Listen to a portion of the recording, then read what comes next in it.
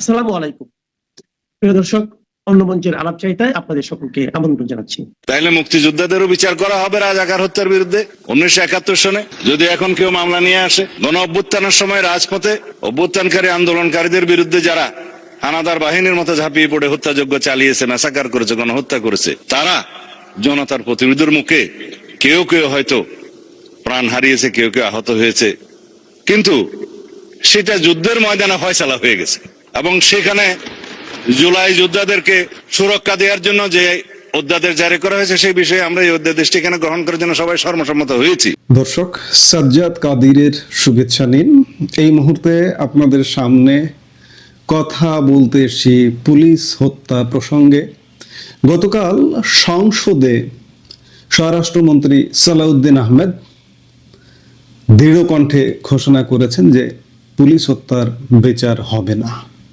আমি আগেও বলেছি, আবারও বলছি, পুলিশ হত্যার বিচার যদি বিএনপি না করে, আমি বলবো যে বিএনপির পতনের জন্য এটা আর একটা গর্ত। বিএনপির বেছে নিতে হবে বিএনপি কার পক্ষ নেবে, জঙ্গিদের পক্ষ নেবে নাকি দেশের আইন শৃঙ্খলা বাহিনীর পক্ষ নেবে। বিএনপি অবস্থা দৃষ্টে মনে হচ্ছে যে অনিশ্চয়তার দোলাচলে দুলতে দুলতে জঙ্গিদের চাপে পুলিশের বিপক্ষে অবস্থান নিয়েছে। জুলাই আগস্ট 2024 পুলিশ বাংলাদেশের আইন শৃঙ্খলা রক্ষায় গুরুত্বপূর্ণ ভূমিকা পালন করেছে। 1971 সালের কথা মনে পড়ে যায়। রাজারবাগে পুলিশ যেভাবে প্রতিরোধ গড়ে তুলেছিল এবং যেভাবে পুলিশ হত্যা হয়েছিল প্রতিরোধ গড়ে তুলবার কারণে, ঠিক তেমনি জুলাই আগস্ট 24-এ পুলিশ যেভাবে প্রতিরোধ গড়ে তুলেছিল, সেই প্রতিরোধের বিপক্ষে জঙ্গিরা অবস্থান নিয়ে থানায় থানায় টার্গেট করে পুলিশ হত্যা করেছে। কিছু কিছু হত্যা ভোলা যায় না, হৃদয়ে রক্তক্ষরণ হয়।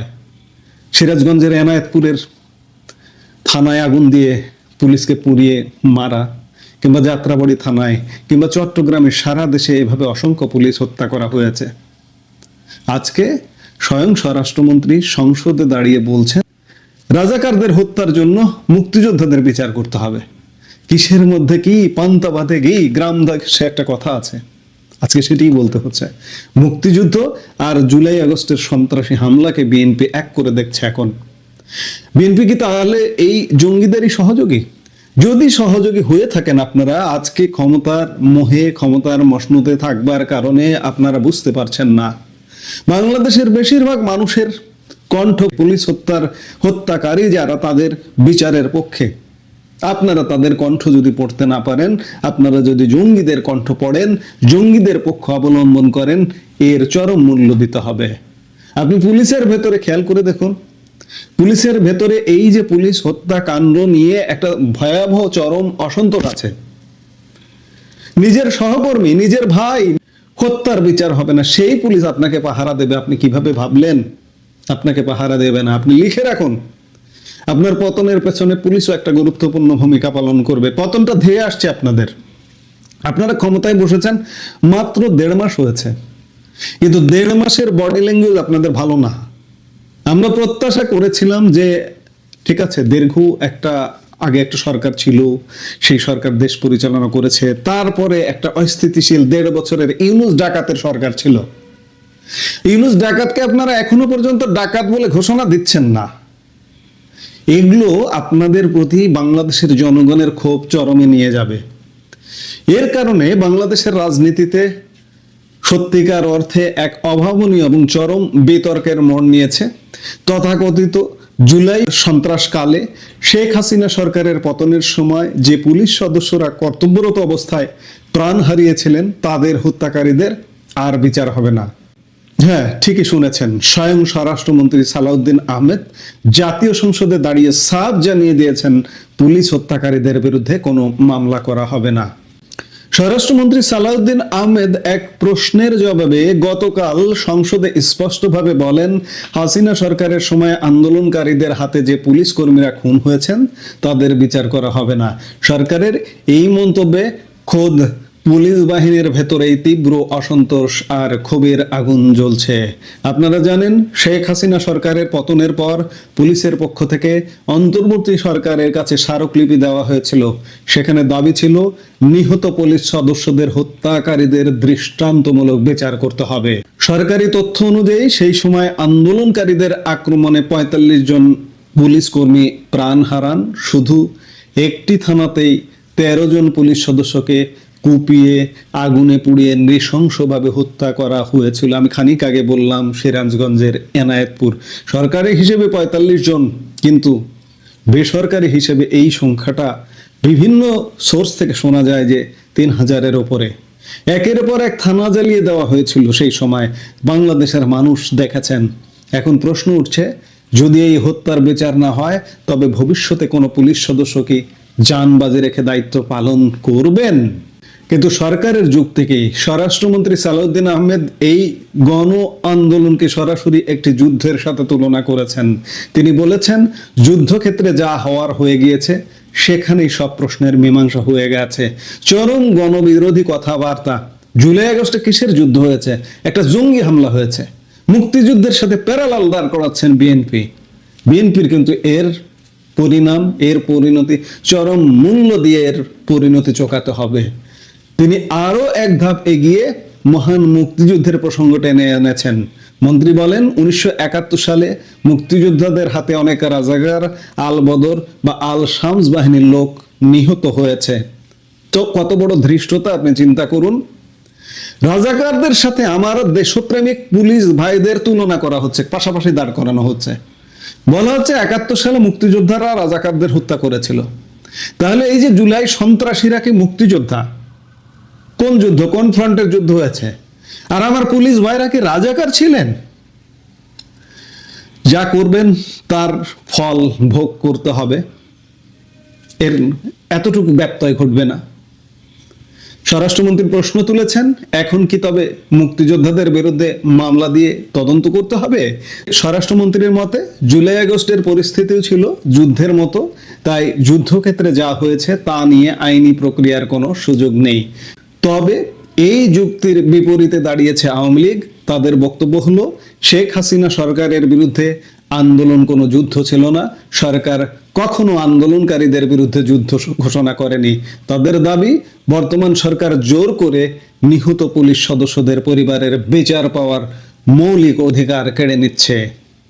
প্রসঙ্গত, ডক্টর মোহাম্মদ ইউনূসের নেতৃত্বাধীন সাবেক অন্তর্বর্তী সরকারই একটি দায় মুক্তি অধ্যাদেশ জারি করেছিল।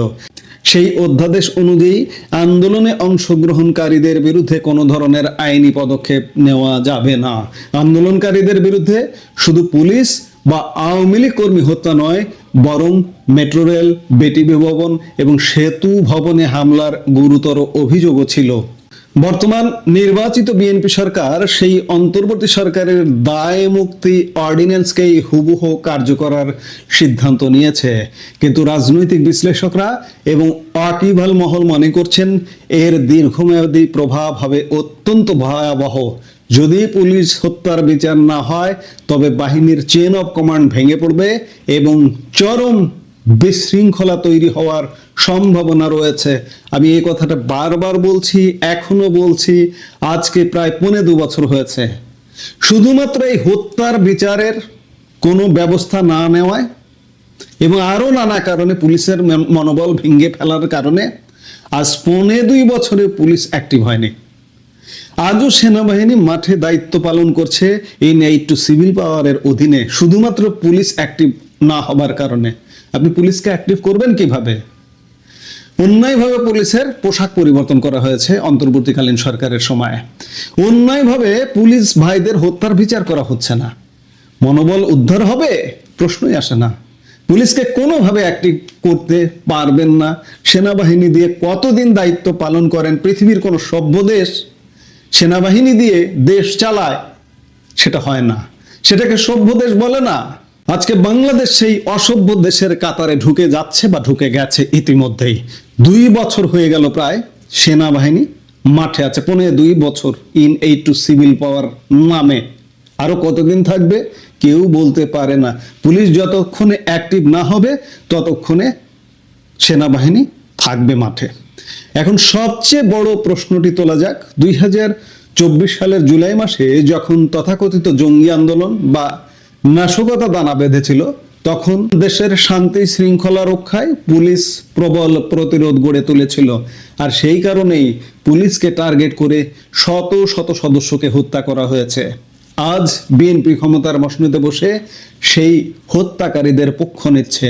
এখানে একটি গভীর মনস্তাত্ত্বিক প্রশ্ন থেকে যায়, যে পুলিশ বাহিনীকে এখন বিচার বঞ্চিত করা হচ্ছে, সেই পুলিশ বাহিনী কেন ভবিষ্যতে আজ বা আগামীকাল বিএনপি সরকারকে পাহারা দেবে বা নিরাপত্তা দেবে? নিজের ঘরের মানুষকে নিরাপত্তা না দিতে পারলে রাষ্ট্র কি স্থিতিশীল থাকতে পারে? অনেকে মনে করছেন বিএনপি এই সিদ্ধান্তের মাধ্যমে নিজের পতনের আরেকটি রাস্তা তৈরি করলো কিনা তা সময় বলে দেবে। দর্শক, একটি রাষ্ট্র চলে আইনের শাসনে। যেখানে হত্যার বিচার হয় না, সেখানে অপরাধ প্রবণতা বাড়তে থাকে। পুলিশের মতো একটি সুশৃঙ্খল বাহিনীর মনোবল ভেঙে গেলে তার প্রভাব পড়ে সাধারণ মানুষের নিরাপত্তায়। স্বরাষ্ট্রমন্ত্রীর এই যুদ্ধক্ষেত্রের যুক্তি কি আপনাদের কাছে গ্রহণযোগ্য মনে হয়, নাকি এটি আইনের শাসনের পরিপন্থী? আপনার মূল্যবান মতামত আমাদের কমেন্ট বক্সে জানান। এই মুহূর্তের ভিডিও থেকে বিদায় নিতে চাইছি। মানে কিভাবে কোথা থেকে এই সাপ আর কুমির সংগ্রহ করা হবে এবং কিভাবে কে সেগুলো ছেড়ে দেবেন, এবং এই যে ব্যাপক প্রজনন এরপর করবার সুযোগ পাবে এই সাপ এবং কুমির, সেটা সীমান্তে কি করে সীমান্তরক্ষী বাহিনীরা নিয়ন্ত্রণ করবেন, এবং সেটা সাধারণ যে নাগরিক আছে দুপাশেই, সীমান্তের দুপাশেই, তাদের জন্য কতটা ভয়াবহ হয়ে উঠবে সে বিষয়ে কোনো বিবেচনা করা হচ্ছে কিনা তা এখন পর্যন্ত জানা যায়নি। ভারত সীমান্তে হত্যা এই বিষয়টি বাংলাদেশ এবং ভারতের মধ্যকার সম্পর্কে সবসময় একটা স্পর্শকাতর কাঁটা হয়ে রয়েছে। ভারত এখন সীমান্তে অবৈধ অনুপ্রবেশ ঠেকাতে বাংলাদেশ ভারত সীমান্তবর্তী জলাভূমিগুলোতে কুমির, সাপ ছাড়বার কথা ভাবছে। মানে বিষাক্ত রেপটাইল বা সরীসৃপ ছেড়ে অবৈধ অনুপ্রবেশকারী ব্যক্তিদেরকে ভয় দেখিয়ে অবৈধ অনুপ্রবেশ ঠেকানোর জন্য এই সীমান্তবর্তী অঞ্চলকে দুর্গম করে তোলার সিদ্ধান্ত নিয়ে আলাপ করছে ভারতের সীমান্তরক্ষী বাহিনী বিএসএফ। প্রথমে গত 9 ফেব্রুয়ারি বিএসএফ এর মহাপরিচালক প্রবীণ কুমারের সঙ্গে এক সভাতেই এই আলাপটি ওঠে যে কি করে ভারত বাংলাদেশ সীমান্ত সুরক্ষিত রাখা যায়, আর সীমান্তে অবৈধ অনুপ্রবেশ ঠেকানোর ক্ষেত্রে সর্বশেষ পদ্ধতি হিসেবে, মানে সবচেয়ে চূড়ান্ত পদ্ধতি হিসেবে এখন যে বিএসএফ গুলি চালায়, সেটি আর যে বাংলাদেশ ভারতের মধ্যকার সম্পর্কের ক্ষেত্রে সম্ভব নয়, এবং এর দুই সম্পর্কের মধ্যে বিপদ আরো বাড়াবে, এবং এর আর কি প্রতিকার হতে পারে, এই খোঁজাখুঁজির মধ্যে বিএসএফ এর শীর্ষ কর্মকর্তাদের এক বৈঠকে গত 9 ফেব্রুয়ারি এই আলোচনা হয় যে সীমান্তের রিভারাইন এলাকাগুলোতে, নদী এবং জলাভূমিগুলোতে সাপ এবং কুমির ছেড়ে দেখা যেতে পারে। এই রকম একটা পরিকল্পনা নিয়ে যে আলাপ হয়েছে একেবারে শীর্ষ কর্মকর্তাদের বৈঠকে, সেটি আরো যে আলাপ এগিয়েছে তার প্রমাণ হচ্ছে একেবারে সম্প্রতি সর্বত্র চিঠি গেছে বাংলাদেশ ভারত সীমান্তের সকল সেক্টর কমান্ডারদের কাছে, যে 9 ফেব্রুয়ারির ওই বৈঠকে ওই সিদ্ধান্তের পর একেবারে স্বরাষ্ট্র মন্ত্রণালয়ের সিদ্ধান্ত ক্রমে এবং আলোচনা ক্রমে, নির্দেশনা ক্রমে এই সব সেক্টর কমান্ডারদের জানানো যাচ্ছে যাতে তারা কিভাবে ওই সীমান্তগুলো সুরক্ষায় সরীসৃপ ব্যবহার করা যায়, সাপ কুমির ব্যবহার করে অবৈধ অনুপ্রবেশ ঠেকানো যায়, সেই প্রক্রিয়াটি নিয়ে, এর অপারেশনাল দিকগুলো নিয়ে ভাবতে শুরু করেন, পরিকল্পনা করতে শুরু করেন। মানে কিভাবে কোথা থেকে এই সাপ আর কুমির সংগ্রহ করা হবে এবং কিভাবে কে সেগুলো ছেড়ে দেবেন, এবং এই যে ব্যাপক প্রজনন এরপর করবার সুযোগ পাবে এই সাপ এবং কুমির, সেটা সীমান্তে কি করে সীমান্তরক্ষী বাহিনীরা নিয়ন্ত্রণ করবেন, এবং সেটা সাধারণ যে নাগরিক আছে দুপাশেই, সীমান্তের দুপাশেই, তাদের জন্য কতটা ভয়াবহ হয়ে উঠবে সে বিষয়ে কোনো বিবেচনা করা হচ্ছে কিনা তা এখন পর্যন্ত জানা যায়নি। বাংলাদেশ সরকার কি এই বিষয়টিকে নিয়ে কোনো উদ্বেগ জানাবে? বাংলাদেশ সরকার কি এটি ঘটতে দেবে? এর আগে ভারত সীমান্তে কাঁটাতারের বেড়া দেওয়া হয়েছে, কাঁচের বোতল লাগানো হয়েছে, বিদ্যুতায়িত কাঁটাতারও লাগানো হয়েছে, এবং এখন নাইট ভিশন গগলস পরে বিপুল পরিমাণ বিএসএফ সদস্যরা বাংলাদেশ ভারত সীমান্ত পাহারা দেন, কারণ একটা বড় অংশে কাঁটাতার লাগানো সম্ভব হয়নি, এবং সেটা নিয়েও অবৈধ অনুপ্রবেশ নিয়ে অত্যন্ত উদ্বিগ্ন কেন্দ্র সরকার। বিজেপির বিশেষ আপত্তি আছে, বিশেষ করে পশ্চিমবঙ্গ সীমান্ত জুড়ে অনেকটা এলাকাতেই কোনো কাঁটাতার বসানো যায়নি, রাজ্য সরকার তৃণমূল সরকারের আপত্তির মুখে। এমন একটা সময়ে ভারত এই অদ্ভুত বিপজ্জনক এক ধারণা নিয়ে হাজির হয়েছে। ভারতের সীমান্তরক্ষী বাহিনী আলাপ করছে, কাজ এগিয়ে নিচ্ছে যে তারা কুমির ছাড়বে, সাপ ছাড়বে বাংলাদেশ সীমান্তে, যার কয়েকদিন পরেই বাংলাদেশের পররাষ্ট্রমন্ত্রী খলিলুর রহমান ভারত যাচ্ছেন রাষ্ট্রীয় সফরে ভারতের পররাষ্ট্রমন্ত্রী এস জয়শঙ্করের সঙ্গে সাক্ষাৎ করতে। তার সঙ্গে সে সময় ভারতের জাতীয় নিরাপত্তা উপদেষ্টা অজিত দোভাল সহ শীর্ষস্থানীয় গোয়েন্দা এবং নিরাপত্তা নেতৃবৃন্দের সাক্ষাৎ হবে, সে খবর যেমন আছে, এমনকি প্রধানমন্ত্রী মোদীর সঙ্গেও খলিলুর রহমানের সাক্ষাৎ হতে পারে। এখন সীমান্ত নিরাপত্তা, সীমান্ত হত্যা, সীমান্তে গুলি চালানো বন্ধ, এই বিষয়গুলো সবসময় বাংলাদেশ ভারত যে দ্বিপাক্ষিক আলোচনা তার একটা গুরুত্বপূর্ণ ফ্যাক্টর হয়ে থেকেছে। এবার কি বাংলাদেশের পররাষ্ট্রমন্ত্রী গিয়ে সাফ সাফ জানতে চাইবেন কি করে ভারত বাংলাদেশের সঙ্গে আলোচনা না করে সীমান্তে এই কুমির সাপ ছেড়ে দেওয়ার বিষয়টি নিয়ে প্রশাসনিকভাবে কাজ এগিয়ে নিচ্ছে? মানে কোন জাতের কুমির, কোন জাতের সাপ ভারত বাংলাদেশের সীমান্তে ছাড়বে, আর সেই সীমান্তের বর্তী এলাকায়, মানে বাংলাদেশ ভারতের যে 4000 কিলোমিটারের চাইতেও দীর্ঘ সীমান্ত আছে, সেই সীমান্তবর্তী এলাকাটা কিন্তু বেশিরভাগ ক্ষেত্রে মানে এমন রকম পাশাপাশি অবস্থান করে যে কোনটা যে ভারত কোনটা যে বাংলাদেশ অনেক ক্ষেত্রেই বোঝা যায় না, এবং অনেক ক্ষেত্রেই ভারতের সীমান্ত এলাকার গরু বাংলাদেশে ঢুকে পড়ে, বাংলাদেশের সীমান্ত এলাকার সাধারণ মানুষের পোষা গরু চলে যায় ভারতের সীমান্তে। দুই অঞ্চলে কৃষকেরা, সাধারণ মানুষেরা কাজ করেন, সেরকম একটি সীমান্তবর্তী এলাকাকে সাপ কুমির দিয়ে ভরে ফেললে যে কৃষকেরা সেখানে কাজ করবেন, সীমান্তবর্তী এলাকায় যে শিশুরা খেলে, তাদের কি হবে? আর অন্যদিকে জীববৈচিত্র্যের পরিবর্তনের বিষয়টি নিয়েও কি কেউ ভাবছেন যে কোন এলাকা থেকে, মানে আফ্রিকা থেকে নাকি ভারতের কোন অঞ্চলের কোন জঙ্গল থেকে নিয়ে এসে নদী জলাভূমিতে সাপ কুমির ছেড়ে দেবে ভারত সরকার, আর সেটা কিভাবে ভারতের ওই অঞ্চলের এবং বাংলাদেশের সীমান্তবর্তী অঞ্চলের জীববৈচিত্র্য পাল্টে ফেলবে, সেগুলো নিয়ে চিন্তা ভাবনা ছাড়া, বাংলাদেশের এক রকমের সমর্থন অনুমোদন ছাড়া কি সত্যি ভারত সরকার এরকম একটা কাজ তাদের সীমান্তে করে ফেলতে পারে? এবং আন্তর্জাতিক আইন বলে যে সকল রকম ডেটারেন্ট মানে প্রতিরোধী ব্যবস্থা, আইন শৃঙ্খলা রক্ষাকারী বাহিনীর ক্ষেত্রে সীমান্ত প্রতিরোধী ব্যবস্থা এমন হতে হবে যেটা নিয়ন্ত্রণযোগ্য, যেটা প্রেডিক্টেবল, মানে যেটার উপরে কোন পথে যেতে পারে, মানে আপনি যে অস্ত্র সীমান্তে ব্যবহার করবেন সেটা নিয়ন্ত্রণযোগ্য বলে ভাবা হয়, কারণ সেটা একজন প্রশিক্ষিত সৈনিকের হাতে থাকে। আপনি জানেন কি কি অস্ত্র ব্যবহার করা আইনে সিদ্ধ, সেগুলো যখন আপনি ব্যবহার করবেন কি প্রতিক্রিয়া হবে, মানে কি ধরনের প্রভাব বা ক্ষয়ক্ষতি হবে, সেটা প্রেডিক্টেবল।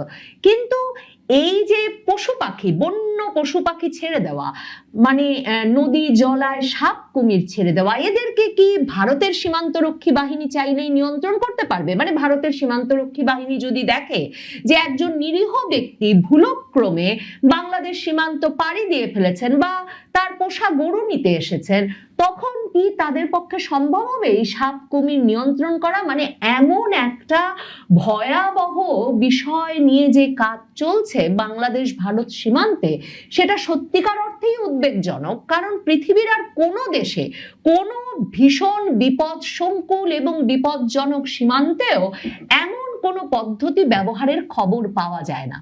তবে ভারতীয় উপমহাদেশে দুর্গগুলো রক্ষায় অনেক ক্ষেত্রেই বড় বড় রাজা মহারাজারা দুর্গের চারপাশে পরিখা খনন করতেন, মানে একটা নালার মতো খনন করতেন এবং সেখানে কুমির ছেড়ে রাখতেন যাতে তাদের দুর্গ শত্রুপক্ষের হাত থেকে সুরক্ষিত থাকে, সে বিষয়টি অবশ্য ভারতীয় উপমহাদেশের বিভিন্ন ইতিহাসে এবং দুর্গের যে গঠন কাঠামো সেগুলো পরখ করলে জানা যায়। এখন ভারত এই 2026 সালে এসে ভারত বাংলাদেশ সীমান্তে এমন কিছু কি করতে পারে? ভারতের কেন্দ্রীয় সরকার, বিজেপি সরকার বাংলাদেশের সঙ্গে সীমান্ত নিয়ে বিভিন্ন কারণে বিশেষভাবে উদ্বিগ্ন। বাংলাদেশের বর্তমান পররাষ্ট্রমন্ত্রী যখন ইউনূস সরকারের জাতীয় নিরাপত্তা উপদেষ্টা ছিলেন, তখন ভারতের জাতীয় নিরাপত্তা উপদেষ্টা অজিত দোভাল 2025-এর নভেম্বরে ভারতে তাকে আমন্ত্রণ জানিয়ে নিয়ে গিয়ে ভারত বাংলাদেশ সীমান্ত জুড়ে যে জঙ্গি ক্যাম্পগুলো গঠিত হয়েছে, জঙ্গি প্রশিক্ষণ শিবিরগুলো গড়ে উঠতে পেরেছে শেখ হাসিনা সরকারের পতনের পর থেকে ইউনূস সরকারের আমল জুড়ে, সেগুলোর স্যাটেলাইট চিত্র খলিলুর রহমানের হাতে তুলে দিয়েছিলেন এবং তাদের দাবি ছিল যে অন্তর্বর্তীকালীন সরকার ইউনূস সরকারকে অতি সত্বর সীমান্ত এলাকা জুড়ে এই জঙ্গি প্রশিক্ষণ শিবিরগুলোকে বন্ধ করতে হবে। ভারতের বরাবরের একটা বড় শঙ্কার জায়গা অবৈধ অনুপ্রবেশ, কারণ ভারত বাংলাদেশ সীমান্তে চলাচলটা এমন অবাধ থাকলে উত্তর পূর্বাঞ্চল ভারতের যে সেভেন সিস্টার্স, যেই সেভেন সিস্টার্স নিয়ে পুরো ইউনূস সরকারের আমল জুড়ে ডক্টর মোহাম্মদ ইউনূস থেকে শুরু করে হাসনাত আব্দুল্লাহ সকলে ভারতকে হুমকি দিয়েছেন, সেই সেভেন সিস্টার্স অঞ্চলটিতে যে বিচ্ছিন্নতাবাদী গোষ্ঠীগুলো কাজ করে ভারতের উত্তর পূর্বাঞ্চলীয় 7 রাজ্যে, সেই বিচ্ছিন্নতাবাদী গোষ্ঠীগুলো অনেক ক্ষেত্রেই অবাধে তখন সীমান্ত পাড়ি দিয়ে বাংলাদেশে চলে এসে তাদের মতো করে এখানে অস্ত্র প্রশিক্ষণ শিবির চালায়, কিংবা ভারতে কোনো অপরাধ করে এসে ভারতে বিচ্ছিন্নতাবাদী কর্মকাণ্ড চালিয়ে এসে এই বাংলাদেশে এসে আশ্রয় নেয়। ভারতের এই বাংলাদেশ সীমান্ত নিয়ে উদ্বেগের আরো কারণ আছে, কারণ ভারতের কেন্দ্রীয় সরকার, বিজেপি সরকার মনে করে যে অনেক ক্ষেত্রেই তৃণমূল কংগ্রেসের মতো বিভিন্ন রাজ্যের যে সরকারেরা তারা সীমান্তে অনেক ক্ষেত্রেই কট্টরপন্থী রাজনৈতিক দলগুলোকে, ভারত বিরোধী রাজনৈতিক দলগুলোকে তাদের ভোটের হিসাবের সুবিধার জন্য এক রকমের আশকারা দিয়ে থাকে। বিশেষ করে তৃণমূল কংগ্রেস, মমতা ব্যানার্জির বিরুদ্ধে এই অভিযোগ ভারতের কেন্দ্রীয় বিজেপি সরকারের যেমন আছে, এমনকি ভারতের পশ্চিমবঙ্গের বাম রাজনৈতিক দলগুলোরও আছে। এ দফায় বাংলাদেশের নির্বাচনের পর, মানে বাংলাদেশে 12ই ফেব্রুয়ারির নির্বাচনের পর দেখা গেল যে ভারত বাংলাদেশ সীমান্তের পুরোটা জুড়ে যত আসন, সেই সবগুলো আসনে জামায়াতে ইসলামী জয়লাভ করেছে। ভারত বাংলাদেশের সীমান্ত এলাকার নির্বাচনের ফলাফল নিয়ে যে মানচিত্র সহ তথ্য বিবিসি বাংলা তাদের ওয়েবসাইটে যে দেয়, তার দিকে এক ঝলক তাকালে দেখা যাবে যে দক্ষিণ পশ্চিমে সাতক্ষীরা 4 থেকে শুরু করে উত্তর দিকে এগোলে মেহেরপুর 2 আসন পর্যন্ত আন্তর্জাতিক পুরো সীমান্ত বরাবর নিরবচ্ছিন্নভাবে জামায়াতে ইসলামী তাদের আধিপত্য ধরে রেখেছে এবং সীমান্ত থেকে কিছুটা অভ্যন্তরে খুলনা, যশোর, কুষ্টিয়া আর পাবনার অনেক আসনও জামায়াত জোটের দখলে আছে। এছাড়াও যদি কয়েকটি আসন বাদ দিলে সীমান্তে রাজশাহী 1, চাঁপাইনবাবগঞ্জের 3টি আসনে জামায়াত নেতৃত্বাধীন জোট জয়ী হয়েছে। উত্তরাঞ্চলে নীলফামারী, লালমনিরহাট, রংপুর, গাইবান্ধা, কুড়িগ্রামেও অনেক আসনে তারাই বিজয়ী হয়েছে। মানে মোটের ওপর জামায়াতে ইসলামীর জোট যেসব এলাকায় জিতেছে সেগুলো মূলত ভারতের পশ্চিমবঙ্গ আর কিছুটা আসামের সীমান্তবর্তী অঞ্চল। বিজেপি অবৈধ অনুপ্রবেশ নিয়ে যেসব কারণে বিশেষভাবে রাজনৈতিক অবস্থান নিয়ে থাকে, তার একটা বড় কারণ হচ্ছে এই যে তারা বলে বাংলাদেশ থেকে সীমান্ত পাড়ি দিয়ে এসে একদল অপরাধী যেমন ভারতে আশ্রয় নিতে পারে, তেমনি বাংলাদেশ থেকে এসে ভারতে স্থায়ীভাবে বাস করতে শুরু করে ভারতের সীমান্তবর্তী এলাকা, ভারতের আসাম, পশ্চিমবঙ্গ এসব রাজ্যের সীমান্ত সীমান্ত এলাকায় রীতিমতো জনসংখ্যার যে পরিসংখ্যান, মানে যে হিন্দু জনগোষ্ঠী এবং মুসলমান জনগোষ্ঠীর মধ্যে সংখ্যার যে পার্থক্য, সেটাই পাল্টে দিচ্ছে এই সীমান্তবর্তী অঞ্চলের অবৈধ অনুপ্রবেশ। এটা বিজেপির রাজনীতির একটা গুরুতর অভিযোগের জায়গা। আর তৃণমূল কংগ্রেসের ক্ষেত্রে অনেকেই মনে করেন যে তৃণমূল কংগ্রেস যেহেতু মুসলমানদের ভোট পেয়ে থাকে, কাজেই পুরো আওয়ামী লীগ আমল জুড়েই জামায়াতে ইসলামীকে সীমান্তবর্তী অঞ্চলের রাজ্যগুলোতে এক রকমের তাদের রাজনৈতিক আশ্রয় দিয়ে, তাদেরকে এক রকমের প্রশ্রয় দিয়ে, বাড়তে দিয়ে সংগঠন হিসেবে তৃণমূল কংগ্রেস এই সীমান্তবর্তী অঞ্চলগুলোতে পশ্চিমবঙ্গেও বড় ধরনের ভোট নিশ্চিত করেছে। এই কারণে ভারতের কেন্দ্রীয় সরকার বিশেষভাবে মনে করে অবৈধ অনুপ্রবেশ ঠেকানো না গেলে ভারতের সীমান্তবর্তী অঞ্চলগুলোতে বিজেপির পক্ষে তার নিয়ন্ত্রণ প্রতিষ্ঠাও অত্যন্ত গুরুতর সমস্যা হয়ে দেখা দেবে এবং সবসময় এই সীমান্তের অবৈধ অনুপ্রবেশ রাজনীতিতে এবং ভোটে গুরুত্বপূর্ণ ভূমিকা রাখবে। সে কারণেই সম্ভবত বিএসএফ কে এখন অনেক এলাকাতেই কাঁটাতারের বেড়া দিতে না পেরে সকল প্রযুক্তি ব্যবহার শেষে ড্রোন প্রযুক্তি, এআই প্রযুক্তি সহ জিপিএস প্রযুক্তি, থার্মাল প্রযুক্তি, বৈদ্যুতিক কাঁটাতার, সশস্ত্র সদস্যদের 24 ঘন্টা টহলের পর এখন কুমির আর সাপ ছেড়ে দিয়ে ভারত বাংলাদেশ সীমান্তকে অপ্রবেশযোগ্য করে ফেলার কথা বিবেচনা করতে হচ্ছে। বাংলাদেশ সরকার এ বিষয়ে কি প্রতিক্রিয়া দেখায় সেটা দেখবার জন্য এখন অপেক্ষা করতে হবে।